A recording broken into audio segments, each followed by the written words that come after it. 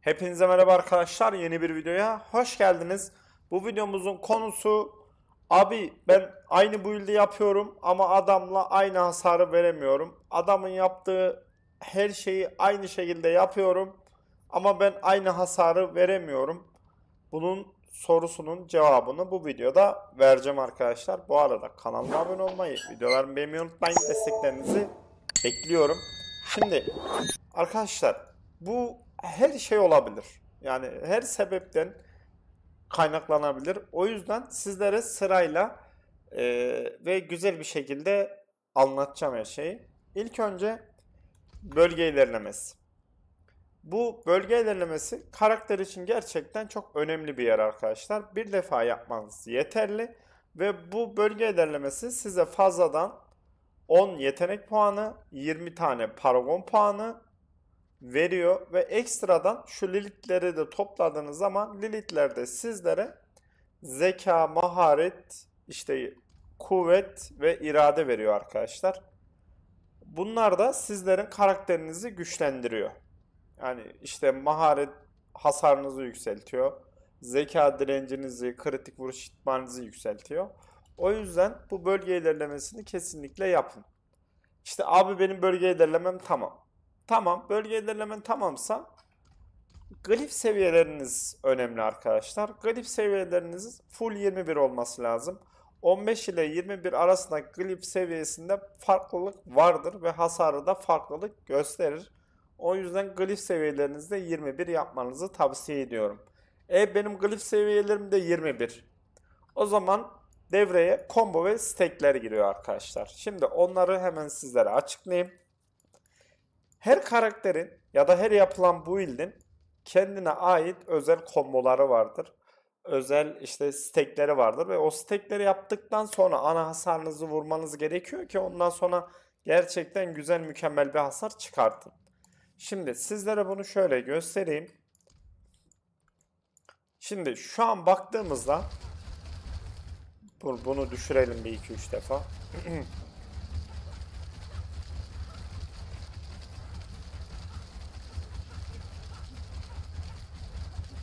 Düşmesini bekliyoruz. Bu arada akşam yayınlara gelin. Bugün barbar açıyoruz. Yayında barbar oynayacağız arkadaşlar. Bir barbar build'i gelecek. Yarın Brog'un build'ini sizlere paylaşacağım. Ve bir tane büyücü yaptık. Lightning büyücüsü. Tamamen keyfe keder bir büyücü. Öyle diyeyim. Böyle zevkine oyununa takılmak isteyen varsa böyle cehennem ordularını falan çok rahat bir şekilde 8. kademeye dönebilecek bir build'dir. Böyle keyfi de güzel bir build'dir. Onu da söyleyeyim. Onlar da zaten hepsini açıklayacağım sizlere. Şimdi şu anki vurduğum hasar, dur şu şey hasarını kapatayım. Bu arada oyunda hasarlar kapalı oluyor arkadaşlar. Oyunu yeni oynayanlarınız varsa. Buradan oynanışa gelin. Aşağı indiğiniz zaman çatışma seçenekleri var. Buradan istediğiniz hasarı açıp kapatabiliyorsunuz. Bunu da söylemiş olayım hazır buraya gelmişken. Şimdi şöyle hasarımıza baktığımızda işte 4000, 250 bin o tarz işte 4 milyon 3-4 milyon vuruyoruz, tamam mı? Şu anki hasarımız 3-4 milyon düz vuruşumuz. Şimdi ben burada şu iğneleri atarsam şu anki hasara bakın 5-6 milyona çıktı, gördünüz mü? Peki ben bunu daha da arttırmak istersem iğneleri attım, deşe attım, şimdi vurmaya başladım. 10 milyona, 11 milyona, 12 milyona çıktı hasar, gördünüz. Ben bunu biraz daha arttırmak istiyorum hasarını, tamam mı? Onun için de bunu attım, deşe attım, sis bombasını attım. Hasarım 18 milyon geçti bir tane. 16 milyona çıktı gördüğünüz gibi. Ben bu hasarımı biraz daha arttırmak istiyorum. O zaman da bunu attınız, deşe attınız, bunu attınız, ulti bastım. Hasarım 43 milyon, 22 milyon, 25 milyona çıktı. Gördüğünüz gibi. O yüzden combo ve stack önemli. Her karakterin, her build'in combo ve stack'i vardır arkadaşlar. Siz bu combo ve stack'i yapmazsanız veya yanlış yaparsanız damage çıkaramazsınız. Ona da işte kimin build'ini yapıyorsanız oradaki anlatan adam sizlere işte bu build'de şöyle kombosu vardır, şöyle yapmanız gerekir diye anlatır. O şekilde de kombosunu yapmanız gerekir. Bu yüzden de hasar çıkarmayabilirsiniz. Bunu da söylemiş olayım. Şimdi gelelim item artılarına. Arkadaşlar, item artıları çok önemli. İnanın artı 0 ile artı 12 item arasında dağlar kadar fark var. O yüzden itemlerinizin artısına çok dikkat edin ve direkt artı 12 yapmaya çalışın. Bu olay sizin hasarınızı gerçekten mükemmel ve üst derecede bir düzeye taşıyacaktır. Bundan adım gibi eminim ve sizlere de bunu kesinlikle yapmanızı tavsiye ediyorum. Bunu yapın arkadaşlar. Hasarınızı yükseltmek istiyorsanız. Diğer bir husus ise yani şu item artılarını zaten söyledim. Bir sebeplerden biri bu da olabilir. Diğer sebeplerden biri ise bu itlerde getireceğiniz özellik. Mesela örnek veriyorum. Brock build'ini yapıyorsunuz. Adam build'i paylaşırken size diyor ki şu kolyede 3 tane pasif özelliği olması gerekiyor. Ve bu 3 pasif özelliği olmazsa hasarımız gerçekten düşük olur. Veya örnek veriyorum şu eldivende şu temel yetenekler özelliği 3 defa getirmeniz gerekiyor diyor. Mesela örnek veriyorum şu anda. Bunlar çok önemli arkadaşlar. Bunlar gerçekten nasıl diyeyim sizlere? Hasarımızı gerçekten arttıran şeyler. Ufak şeyler gibi gözükseler de ama ufak değil. Çünkü en basitinden şu build'de şu aspekti bile değiştirirsem hasarım direkt düşer. O yüzden aspektleri de en doğru şekilde atmanız gerekiyor ve aspektlerin oranları da full oran olması gerekiyor. Onlar falan gerçekten çok etki ediyor arkadaşlar. Şimdi şu anlattığım şeye devam edeyim. Adam size diyor, mesela ben bu build'i paylaştım. Ben bu build'de özellikle diyorum ki şu kolyede soğuk beceri ve kötülük kesinlikle olması lazım. Bu iki pasifi kesinlikle getirmeniz lazım. Ve bu iki pasifte de işte kötülük için 3 kere getirmeniz gerekiyor diyorum artı basarken. Ve siz kolyede bu iki pasifi kullanmıyorsanız, getirmiyorsanız hasarınız düşer arkadaşlar. O adamın verdiği hasar gibi hasar veremezsiniz. Veya bazı build'ler var. Mesela benim önceki Del build'i saldırı hızı ve şanslı vuruş üzerine bir build'tir o. O build'de ise hatta itemleri şurada var. Özür dilerim. O build'de ise saldırı hızı ve şanslı vuruşa önem göstermeniz gerekiyor. Ve ekstradan pasif olarak da yine aynı şekilde böyle 3 pasif gerektiriyor. Gerçekten maksimum hasara ulaşabilmeniz için. Ondan dolayı adamın videodaki söylediği pasif neyse hangi item için veya şöyle göstereyim sizlere. Mesela burada Paragon'da şey paylaşırlar. Paragon diyorum, özür dilerim. Build'de özellikle gösterirler. Mesela şu kolyede rütbeler ağır ellere kesinlikle 3 defa getirmeniz gerekir diye burada belirtmiş. Bu build'i kim yapmış? Rob yapmış. İşte Rob burada kesinlikle belirtmiş yani. Şimdi sen bu pasife getirmezsen hasarın düşer. Veya örnek veriyorum. Burada da kritik vuruş şansına 3 defa getirmen gereklidir demiş. Tamam mı? Siz eğer bunu getirmezseniz sizin hasarınız o videodaki hasar gibi hasar çıkarmaz arkadaşlar. Mesela burada diyor ki tüm elementlere karşı direnci 3 defa getir diyor.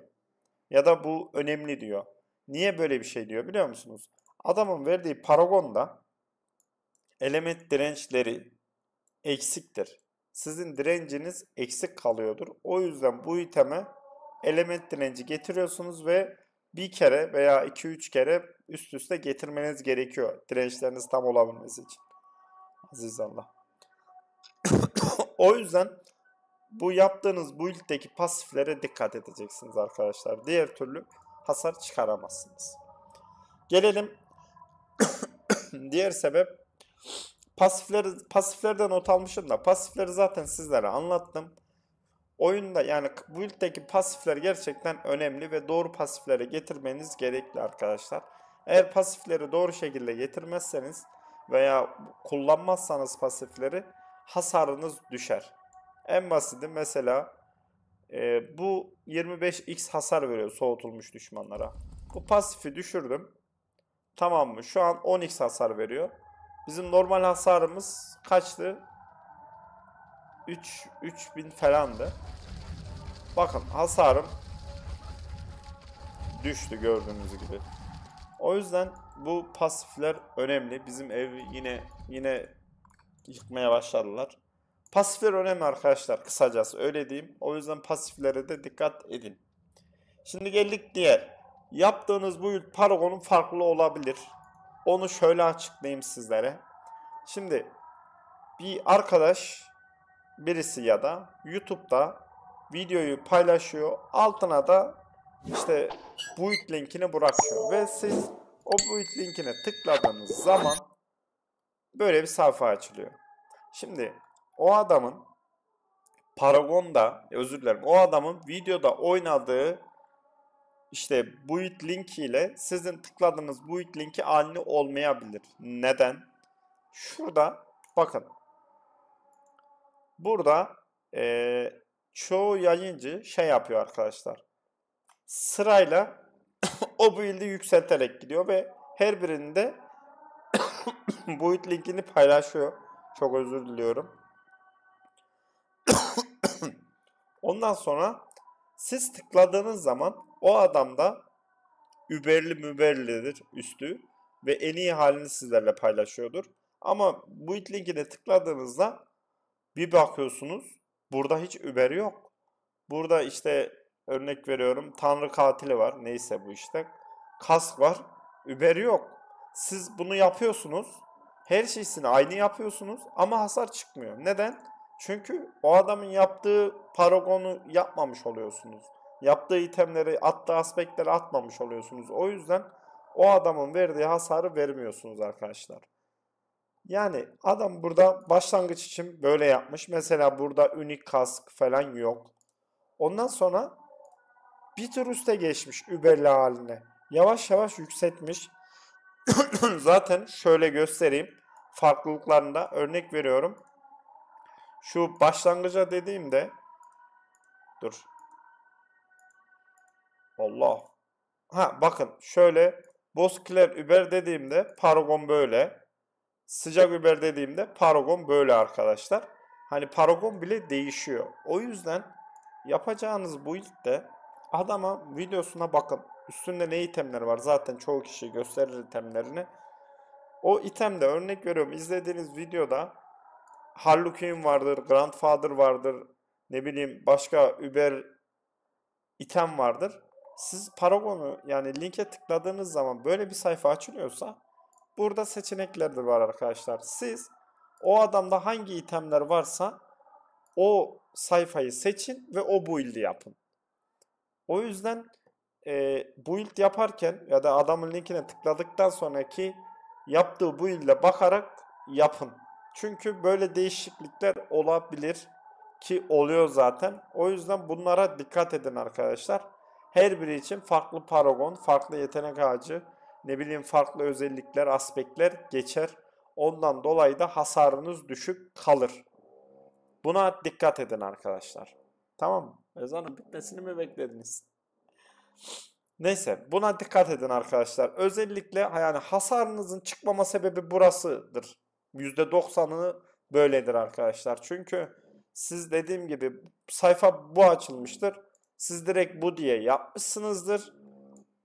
Ondan sonra hasar çıkmaz arkadaşlar. Çünkü adamın yaptığı paragon itemler budur aslında. Bu paragondur veya bu skill ağacıdır. O yüzden aynı hasarı göremezsiniz. Buna da dikkat edin. Bundan dolayı da hasarınız kesinlikle çıkmaz. Gelelim diğer sebebe. 15 dakika olmuş video. Aynı build olmayabilir. Arkadaşlar bazı kişiler diyeyim artık size paylaştığı videodaki build'in aynısını paylaşmıyor. Yapıyor. Yetenek ağacı paragon yapıyor. Ama örnek veriyorum. Buradaki glifin birini değiştiriyor. Ya da Paragon gidişatını değiştiriyor. Farklı bir paragon yapıyor. O yüzden hasarınız da çıkmayabilir. O yüzden size tavsiyem hani Max Roll falan veya D4 Buills'te yani güzel build'ler var ama kötü build'ler de var arkadaşlar. Size tavsiyem YouTube'dan videosunu izleyin. Adamın verdiği hasarı görün. Adamın size anlattığı komboyu öğrenin. Ondan sonra da gelip o şekilde build yapın. Size tavsiyem budur. Ha gidip D4 build'den veya Max Roll'dan yine aynı şekilde build yapabilirsiniz ama ben kendi şahsi düşüncem o şekilde build yapmanın pek olumlu olduğunu düşünmüyorum. Hani çünkü ne olduğunu bilmiyorsunuz. Ne olduğunu, ne yaptığını, kombosunun ne olduğunu bilmiyorsunuz.